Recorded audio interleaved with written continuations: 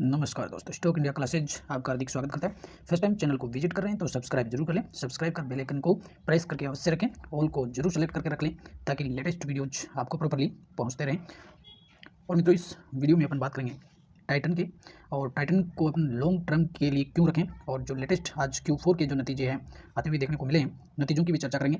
साथ ही टाइटन के साथ ही आज टाटा टेक्नोलॉजीज के भी Q4 के नतीजे हैं वो रिलीज हो चुके हैं। तो दोनों ही कंपनियां टाटा ग्रुप की एक देखें तो आइकॉन कंपनियां हैं, और दोनों का बिजनेस सेगमेंट है बहुत ही दमदार देखने को मिलता है। और एक तरह से कहें तो ये टाटा ग्रुप की दो कोहिनूर कंपनियां हैं, तो इनको गलती से भी हमें भूलकर भी इन स्टॉक्स को सेल नहीं करना चाहिए और लॉन्ग टर्म के लिए होल्ड करें।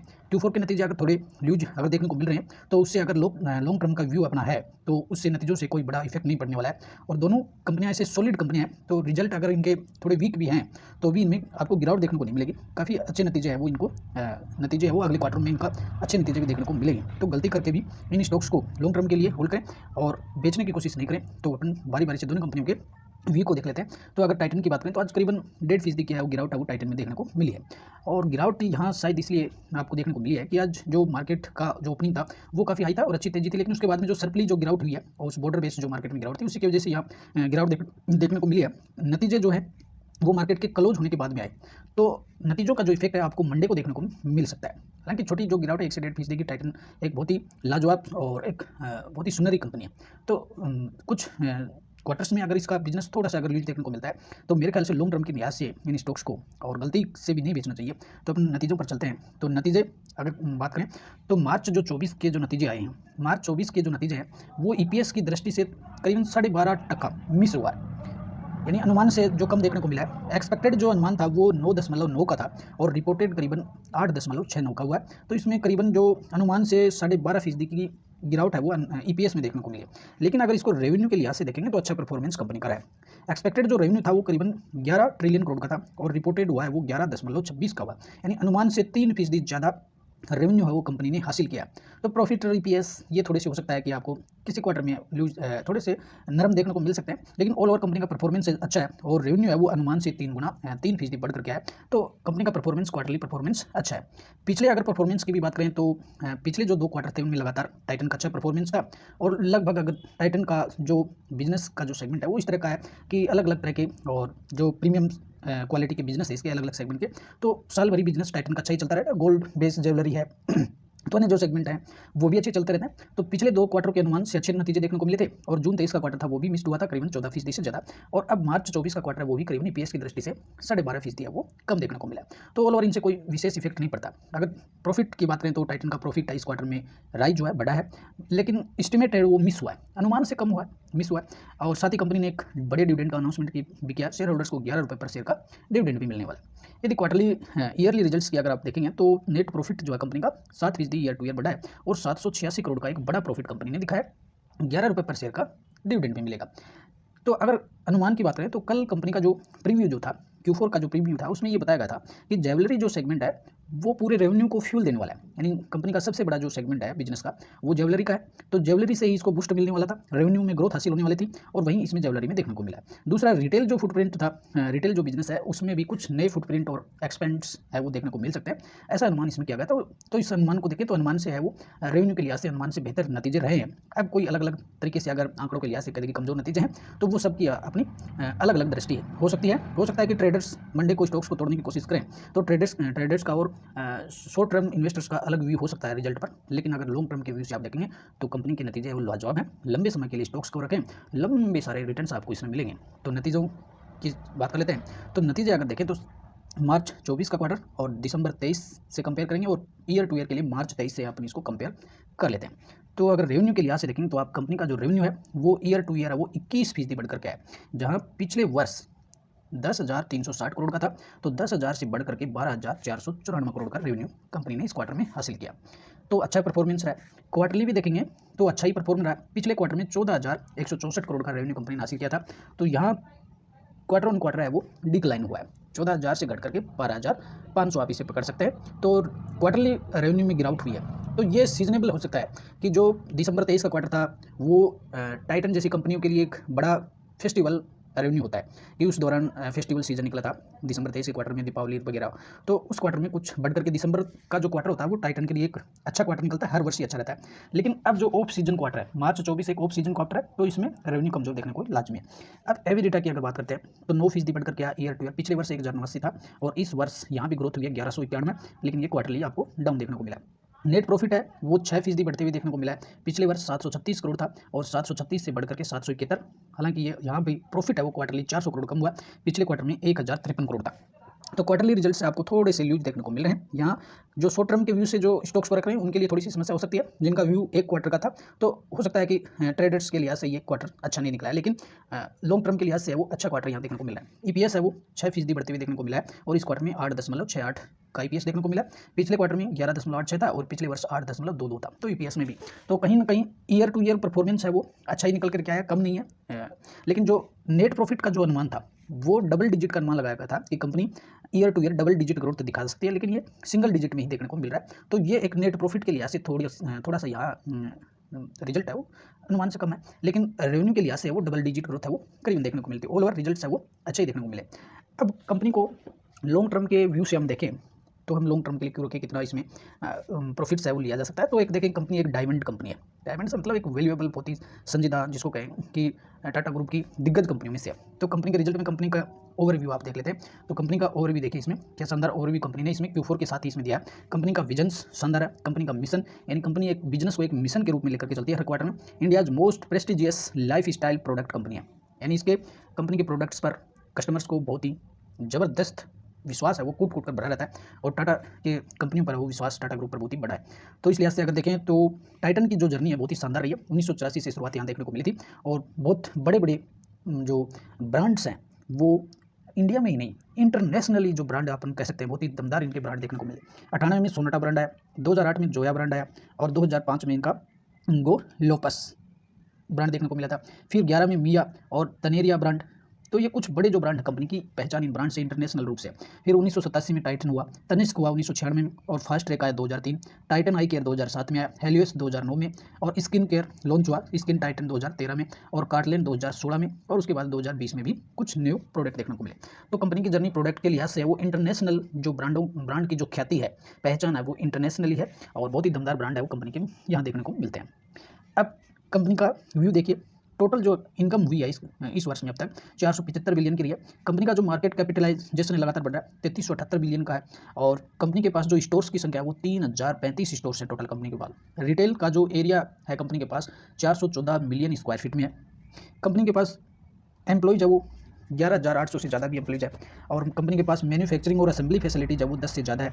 35 मिलियन मेंबर्स है कंपनी के पास और टाउन प्रेजेंस है वो 428 जो सिटीज़ है उसमें कंपनी की पहचान प्रेजेंस है वो देखने को मिलती है। अब कंपनी का बिजनेस सेगमेंट देखिए, कंपनी है वो 6 बिजनेस सेगमेंट में काम करती है।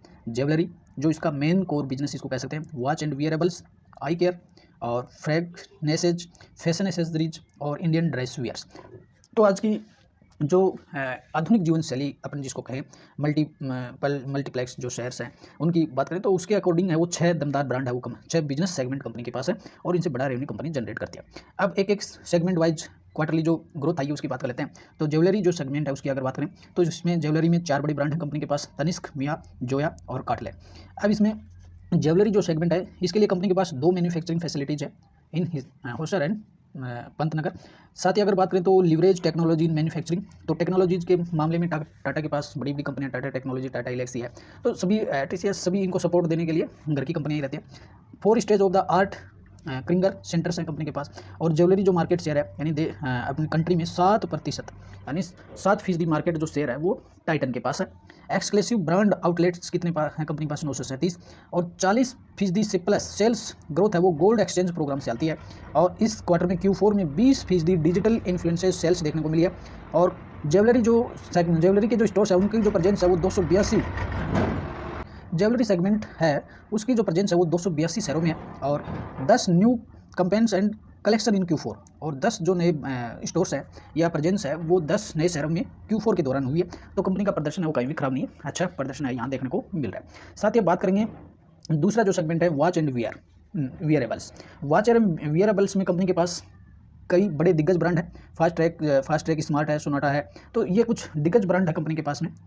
इसमें 1120 एक्सक्लूसिव ब्रांड्स हैं, 1120 आउटलेट्स हैं, 8000 प्लस मल्टी ब्रांड आउटलेट्स हैं, 2 मैन्युफैक्चरिंग साइट हैं कंपनी के पास, 330 शहरों में इनका पैन इंडिया प्रेजेंस है, और 8 नए जो स्टोर्स हैं वो Q4 में जोड़े गए हैं, और 3 असेंबली फैसिलिटीज हैं कंपनी के पास। तो वॉच और वियरेबल्स जो सेगमेंट है वो भी दमदार है।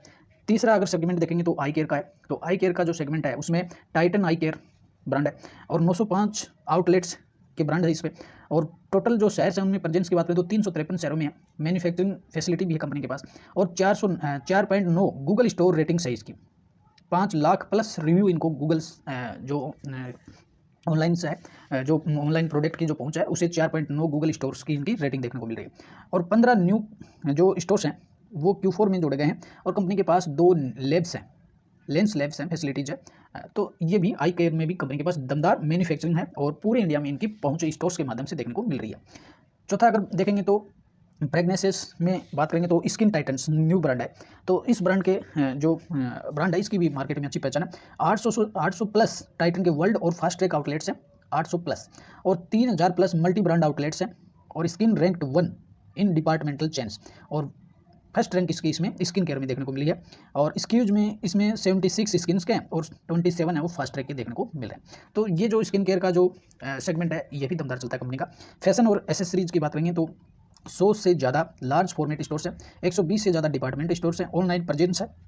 ऑनलाइन प्रेजेंस में देखें तो कहाँ मिलते हैं ऑनलाइन प्रोडक्ट की पहुंच है, वो इनका खुद कंपनी के खुद का टाटा ग्रुप का जो है टाटा क्लिक है, और नायका का भी है इसके पास, मंत्रा का, अमेजन, और जो जितने भी स्टोर्स हैं उन पर उपलब्ध है। तो ऑनलाइन प्रेजेंस भी है, वो जो प्रोडक्ट की ऑनलाइन प्रेजेंस है वो दमदार देखने को मिल रही है। अगला जो सेगमेंट है बिजनेस का है वो इंडियन ड्रेस वेयर।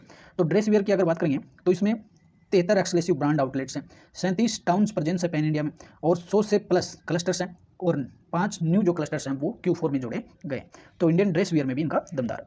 फिर लाइफ स्टाइल के जो ब्रांड्स हैं, लाइफ स्टाइल ब्रांड्स में अगर देखेंगे इसकी कैटेगरी वाइज तो लग्जरीज जो ब्रांड है वो जोया, नेबुला, ये लग्जरीज कैटेगरीज के ब्रांड है। प्रीमियम ब्रांड में तनिष्क है, रेगा टाइटन है, टाइटन आई केयर, ये प्रीमियम कैटेगरी की ब्रांड है। मिड मार्केट में आप देखेंगे तो काफ़ी बड़े ब्रांड है, तो ये कार्टलैंड है, मिया है, स्किन टाइटन है, फास्ट ट्रैक है, तो ये इसके मिड मार्केट कैटेगरी के ब्रांड है। मास मार्केट में सोनाटा, जोया, पोज, ये इसके मास मार्केट में देखने को मिलते हैं। तो लाइफ स्टाइल ब्रांड्स पर भी कंपनी की दमदार पकड़ देखने को मिलती है।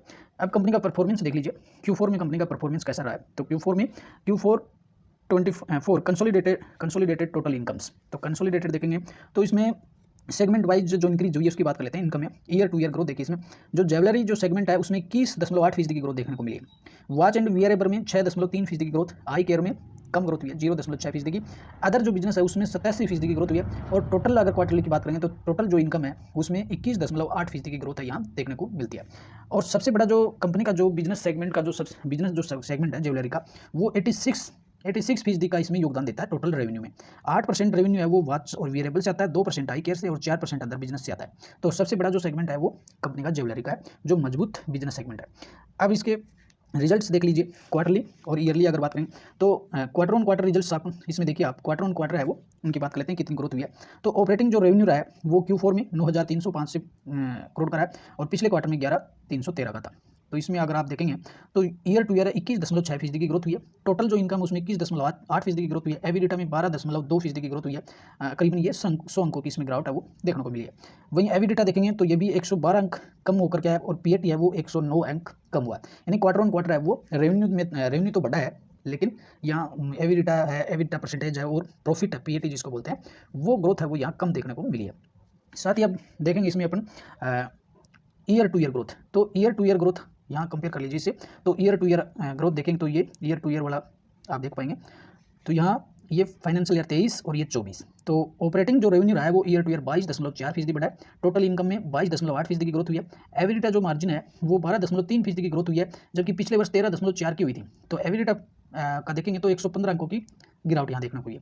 एबिडिटा परसेंटेज अगर देखेंगे तो इसमें 124 BPS की ग्रोथ हुई है, 10.4% रहा है, और PAT देखेंगे तो 6.8% रहा है, जो पिछले वर्ष 8.5 था और इस वर्ष 7.4 रहा है। तो इस तरह से ईयर टू ईयर परफॉर्मेंस अच्छा है और क्वार्टरली जो परफॉर्मेंस है थोड़ा सा वीक परफॉर्मेंस देखने को मिला है। अब रिटर्न्स के मामले में देखेंगे तो कंपनी का कुछ नहीं, अच्छे रिटर्न्स इसने दिए हैं। पिछले 5 सालों की बात करें तो पिछले 5 सालों में इसने 210% का रिटर्न दिया, तो लॉन्ग टर्म के लिए रखे अच्छा रिटर्न्स इसे मिलेगा और अगले क्वार्टर्स के नतीजे है वो काफ़ी अच्छे नतीजे है वो आपको देखने को मिलेंगे।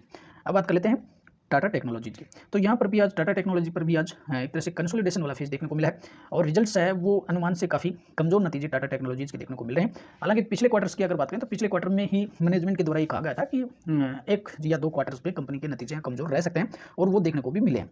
अगर नतीजों की बात करें तो प्रॉफिट जो कम हुआ है वो करीबन 28% कम होकर 157 करोड़ का हुआ है और कंपनी ने 10 रुपये का डिक्लेयर जो टोटल डिविडेंड है उसका भी अनाउंसमेंट किया करीबन 10% का, तो करीबन 28% है वो प्रॉफिट कम होकर क्या है कंपनी का। रिजल्ट्स भी आपके सामने है, तो ये मार्च 24 का क्वार्टर और ये मार्च 23 का, तो इसमें कंपेयर करेंगे तो अपन तो ईयर टू ईयर है वो रेवेन्यू है वो 7% कम हुआ। इस क्वार्टर में 1301 करोड़ का रहा जो पिछले क्वार्टर में करीबन 1400 था, तो अब 1300 करोड़ का है, करीबन 100 करोड़ रुपये कम आया है रेवेन्यू 7%। ईयर टू ईयर 7% का हुआ है, लेकिन क्वार्टरली देखेंगे तो यहाँ ग्रोथ देखने को मिली है 1289 से बढ़कर के 1300 करोड़ हुआ है। एवरेटा 1% कम हुआ है, ईयर टू ईयर 243 से घट करके 244 हो गया, लेकिन यहाँ क्वार्टरली ग्रोथ यहाँ पर भी देखने को मिली है 237 से बढ़कर के 240 हो। नेट प्रॉफिट है वो 27% ईयर टू ईयर कम है, पिछले वर्ष 217 करोड़ था तो 217 से घट करके 157 आया और ये जो नेट प्रॉफिट है वो क्वार्टरली भी घटा है। पिछले क्वार्टर में 170 करोड़ का प्रॉफिट था, इससे घट करके 157 आया। वहीं ईपीएस भी ईयर टू ईयर 27% घटा है, पिछले वर्ष 5.34 था जो घट करके 3.88 रहा है और पिछले क्वार्टर में 4.2 था। तो रेवेन्यू है वो कंपनी का क्वार्टरली तो बढ़ा है लेकिन ईयरली घटा है और नतीजे हैं वो ईयर टू ईयर भी काफ़ी वीक नतीजे करीबन यहाँ देखने को मिले। कंपनी ने 27% का लॉस दिया, तो उससे कोई ज़्यादा फर्क नहीं पड़ने वाला है। अब कंपनी के जो चीफ एग्जीक्यूटिव ऑफिसर हैं और मैनेजिंग डायरेक्टर्स हैं वारेन हैरिस, उन्होंने भी अपनी कमेंट्री दी है और अच्छी कमेंट्री उनके द्वारा देखने को मिली है। I am delighted with the way of our business perform in FY24 with revenue growth हो 16 से 15% growth in operating EBITDA in last 3 years, यानी पिछले 3 सालों का परफॉर्मेंस काफ़ी बेहतर है। और इनका ये कहना है, तो आगे के लिए जो कमेंट्री इन्होंने अच्छी दी है, our large deal pipeline remain healthy and continue to grow, यानी जो आगे की जो पाइपलाइंस है बिजनेस के लिए वो अच्छी है, हेल्दी है और कंटिन्यूस उसमें ग्रोथ रहने वाली है। तो आगे के क्वार्टर्स में अच्छा परफॉर्मेंस है वो देखने को मिलेगा जैसा कि मैनेजमेंट के द्वारा कहा गया। तो अगर आपने टाटा टेक्नोलॉजीज का जो शेयर है अगर इसे ऑल टाइम हाई पर भी खरीदा है, यानी जब IPO के समय में 1400 रुपये तक गया था, 52 वीक इसका हाई देखने को मिला था, तो अगर इस 1400 के हाई पर भी किसी ने खरीदा होगा तो लमसम उसे 17 से 18% का उसे लॉसेज देखने को मिल रहा है। लेकिन ये लेवल कोई बड़ा लेवल नहीं है जिसको ब्रेकआउट कर देगा अगले क्वार्टर से, अगले क्वार्टर नहीं तो उससे अगले क्वार्टर में अच्छे। तो कोई ज़्यादा इसमें फॉल्स भी नहीं हुई है, मजबूत कंपनी है, लॉन्ग टर्म का व्यू रखें, बहुत ही अच्छा प्रॉफिट देगा। हालांकि अगर IPO प्राइस से देखें तो बहुत ही अच्छा प्रॉफिट इसने दिया है ऑलरेडी, करीबन डबल का 500 से करें 400 के आसपास था इसका IPO प्राइस, तो वहाँ से अच्छे रिटर्न इसने दिए। लेकिन उसके बाद में भी अगर 1400-1300 पर के लेवल पर भी अगर किसी ने खरीदा है तो उनके लिए भी ये अगर लॉन्ग टर्म के व्यू से हैं तो होल्ड करके रखें, अच्छा रिटर्न्स कंपनी भविष्य में देगी। तो मित्रों आशा करते हैं वीडियो आपको हेल्पफुल लगा होगा और पहली बार चैनल को विजिट कर रहे हैं तो सब्सक्राइब जरूर करिएगा और वीडियो को शेयर और लाइक अवश्य करिएगा। नमस्कार, अगली वीडियो में फिर मिलेंगे, तब तक के लिए गुड बाय।